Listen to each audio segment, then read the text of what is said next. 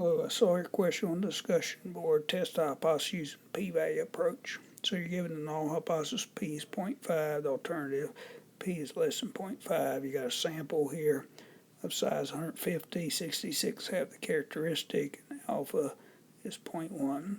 You want to find the p-value. So you could do it by hand. I'm going to do it with StatCrunch. If you come into StatCrunch, proportion stats,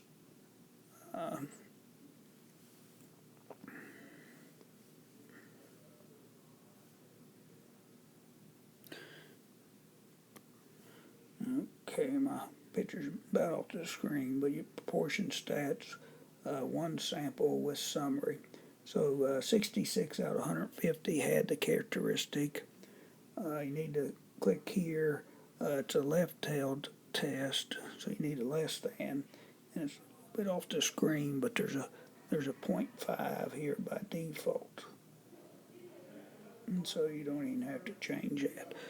Then we have that. Then you just click compute, and it'll give you the p-value you're looking for. So this is using StatCrunch. You could use a calculator or do it by hand. Hope this helps.